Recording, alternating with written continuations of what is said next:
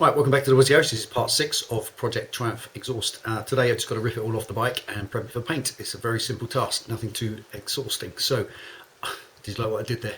Now the most important thing is getting a decent scuff up on that stainless steel header, purely because it's shiny at the moment and the paint won't stick to it. So sadly we've been down on the paint delivery, but at least I can get them prepared. So without further ado, I'm going to stop waffling, get stuck right in. Stick around, stay tuned, see what happens. These off first.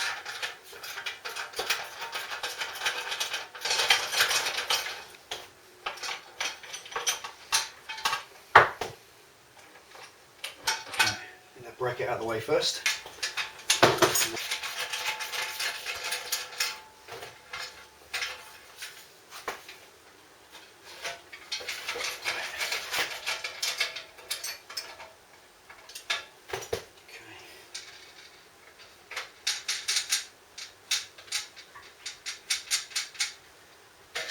There we are. Right, just want to show you something on these.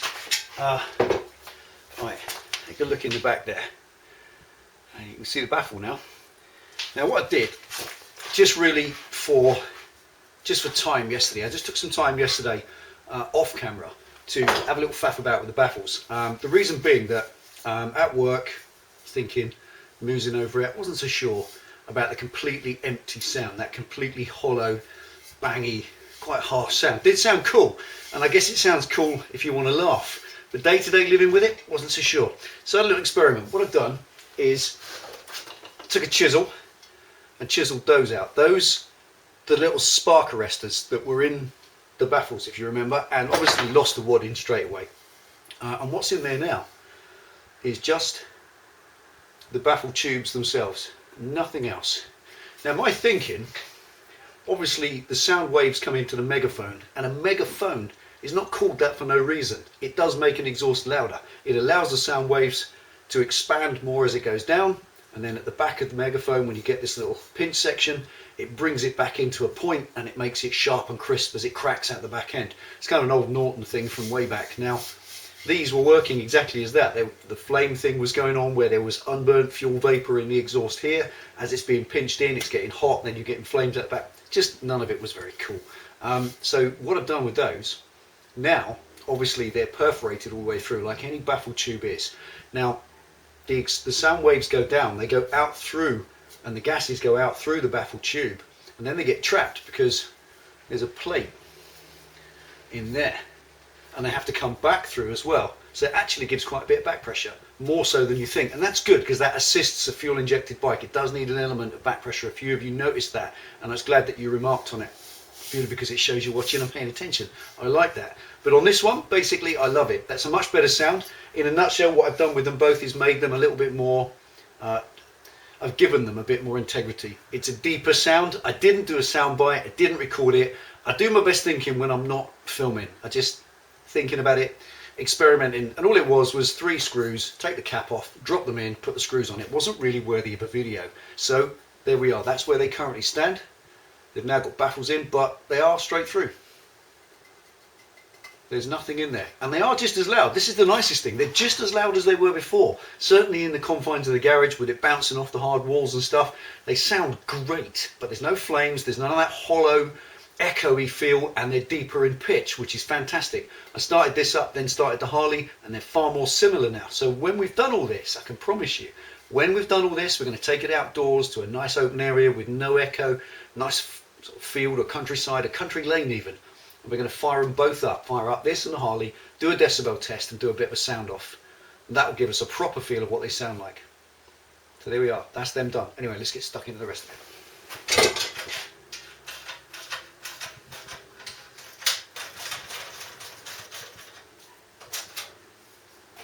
Those got to paint those as well. Right, and just another little tip, just a quick thing. If you're going to take header pipes off a bike, just use a little bit of common sense and think about it.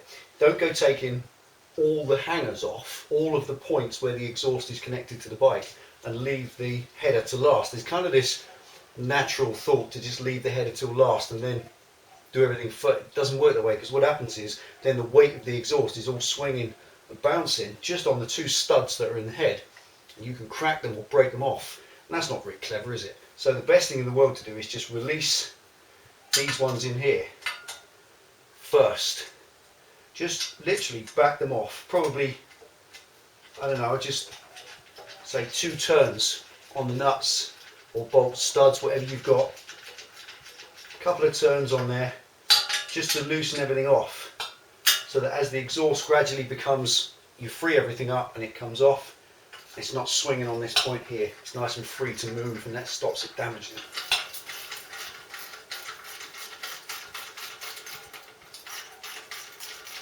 Now on the scrambler, it's quite a weird design. This piece of the pipe here, just this piece is separate, and the rest of the exhaust is all one piece. It joins there, back at this edge, and that's one piece to there, and this is just a separate piece that fits in. So we'll take that out first. Just nice and free. There we go. Back everything right off.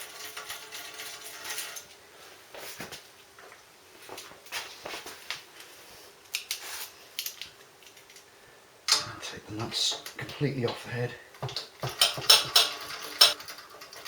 Now if your bike's a bit older than mine, and this is only a couple of months old, you might find that it's easier to just soak these studs with a little bit of copper, a little bit of WD-40 or whatever first. Just overnight. Just whack a bit on there. Come in the morning before you go to work, whack a bit more on there, so they've had 2 or 3 good coats, and it allows everything to clear off so that they come out nicely. Right. Put that out there.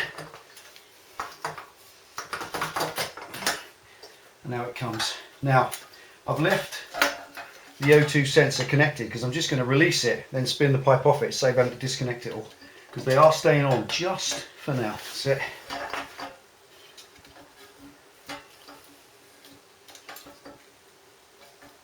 Now get that out of the way, and just for literally, because I'm a lazy git, I'm just going to turn the pipe off the sensor. Now this O2 sensor, as I said, I will put them back in just for now. I'm not going to eliminate them yet, but they will eventually get eliminated. So just keep that safe out of the way. There's the first one off.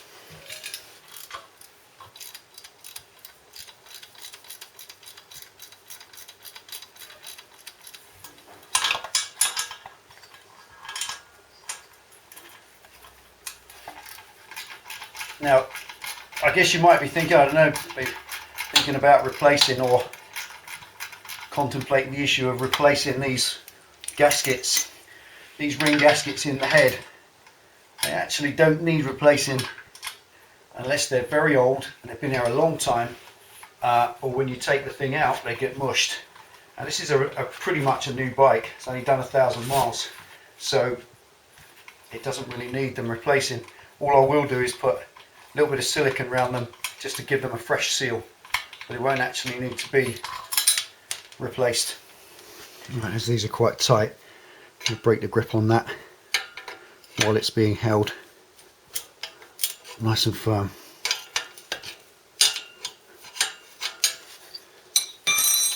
You can unscrew these if you're careful without actually unplugging them.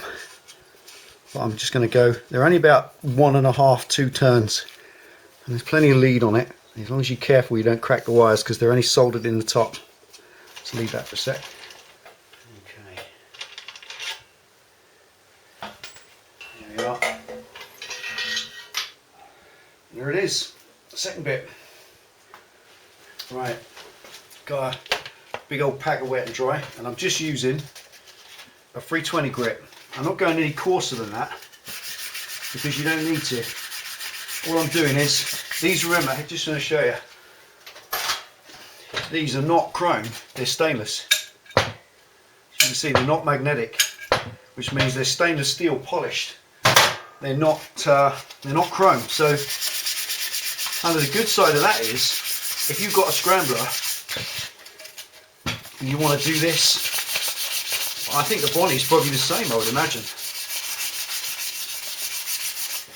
You can have that brushed look quite easily, which is quite bother, and all you do is you just do it like that consistently to get a brushed steel look, and as they're stainless they'll stay like that. The other side of it is, if you don't scuff them up too much, you just do it like this, and you decide later on you don't want to paint it anymore, all you got to do is get nitro molds and strip the paint off, put them on a buffer, bring them back up, piece of cake. I do like doing a job that I can undo. I do like leaving myself an exit strategy if it's possible, if I need it. So all this is, I'm afraid, is just sanding down metal. Not very interesting.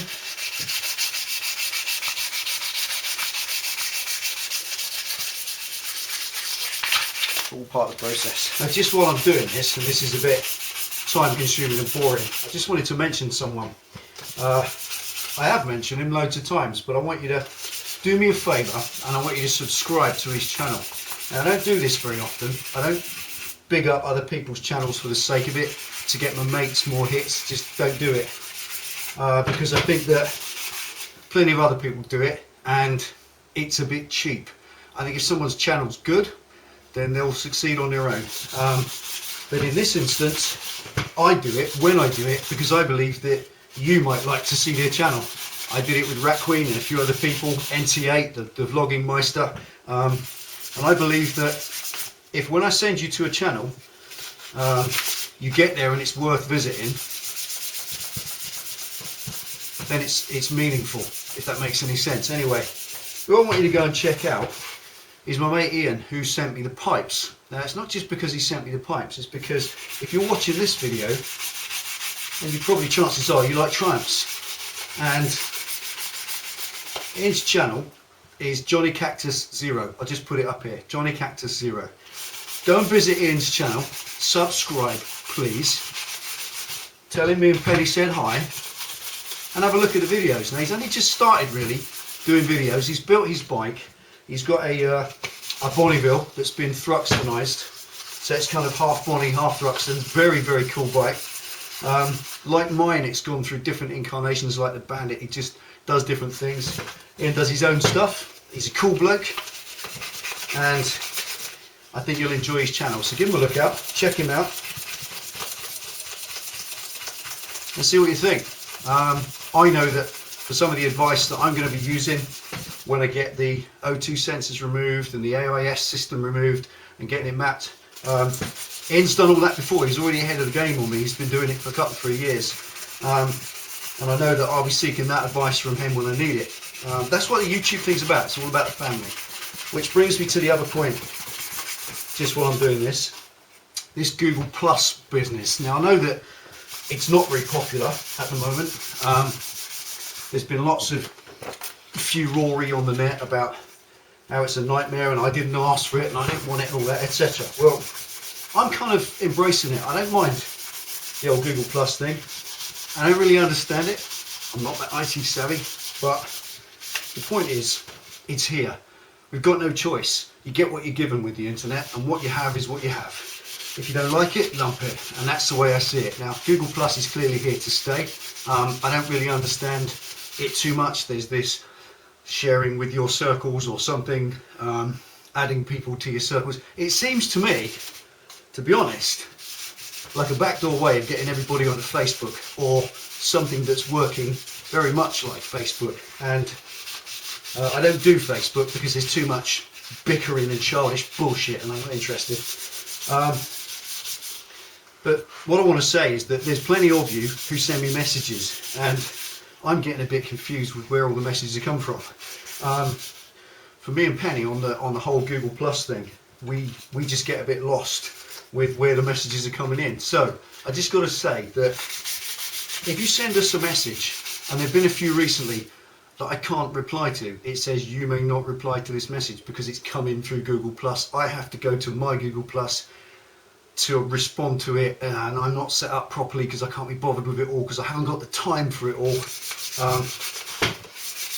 And in the end, I just can't answer the question. So if you have a question that you want me to answer, and I'd love to do that, please send them through the YouTube comments box. Go onto the YouTube video from your YouTube account, please, and then send the question direct in the comments box and I can reply to it, because all I do each day, I go to the bottom of all the comments and I answer them all, and that gives me, it answers my OCD a little bit. I like to make sure everybody's answered and dealt with, or at least read. And the way they're coming in from different angles, coming from Google Plus, there's the little bell in, I don't know, I'm losing that. But point is, if I don't respond and I haven't answered your question, it's not because I don't love you or I don't care. It's just that I haven't found your message because it's lost in the ether of Google Plus and all this new stuff. And in that sense, if you just send it again, if I haven't responded and you still want an answer, please send it again through the normal channels, the old channels, and I will respond to it. I guarantee it. Not a problem. Coming up. I quite like that actually as it is. So there we are. That's. I'm going to fast forward a bit now and get this one done. It's going to take about an hour or so to rub these down properly. So while I'm doing this, go subscribe to Johnnycactus0. Tell him we said hi. And as we said, with the whole YouTube and Google Plus thing, if you don't respond, it's not deliberate. It's just that we haven't found your message. It's lost in that ether somewhere. So bear with us and just keep sending them until I do get back to you. Join us in a minute.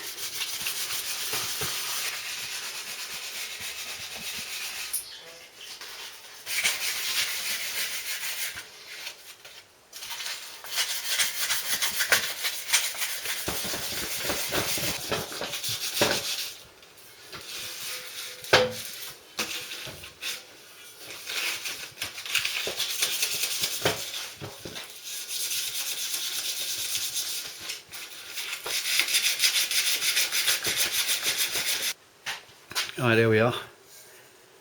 As keyed as I think you're going to get a hard stainless pipe without chewing lumps out of it. I'm not using grinders or lap discs because that will actually screw up the exhaust, and that as it is good enough. Right, now at this point, now they're all prepped and ready, I would love nothing more than to start laying up the first couple of coats of paint, because with this stuff you can't key the metal any better than that without chewing lumps out of it. You don't want to start scoring it because it will show through the paint. You can only just take the shine off, and you can't use a primer because it will just vaporize.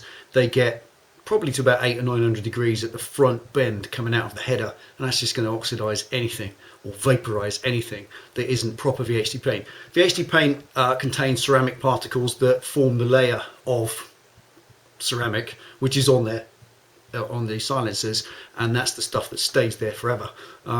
It's very good, it sticks incredibly well. I've been using it for many years. The principle is to lay up a couple of coats, which is what I wanted to do tonight, and then the next day use a Scotch pad and go over them completely, and anything that's not keyed, anything that's not stuck properly will come off with a Scotch pad, and then you get a chance to get a little bit more aggressive paper in there, get a real key and do it again until you can go over the whole thing with a Scotch pad, and all it does is scuff the paint. It doesn't actually touch or go through to the metal. Once you know you've got that, you've got a good solid finish, then you can start laying up the actual finishes themselves. So that's getting the layers of paint on, and when they're dry and powdery, because this VHD stuff, I used it on car exhaust for loads of years, and when it goes really hard, it goes very powdery, very dry, almost looks chalky. All you got to do is get a really nice rough cloth or an old rough towel and just kind of give it a good old buff, and it comes up like a satin finish. It looks really nice. I've done it loads of times and I will get that finish. The point I can't do, what I can't do, the reason I can't get stuck in is because Euro car parts stand up and take a bow, delivered the wrong paint. We bought the right paint, 1200 degree VHT Sperex, Simonized Sperex manifold paint, matte black. They sent 800 degree, 1 tin of gloss black and 1 tin of silver. Even the docket said what we ordered, 1200 matte black, but the 2 tins in the box were completely different. So whatever dipshit decided to put that in there has meant that I can't paint it tonight. Penny's been in touch with them. They've done the usual trick and said, oh, that's no problem, we're really sorry about that, send them back and we'll send you some more. So anyway, I can't do anything now. I'm stuck. I don't have the paint. The plan was to have the paint tonight and get the first coat on there, but that will now be tomorrow night because Penny's going to pick the paint up in the morning. They actually make us go and get it. Can you believe that? Service. Oh.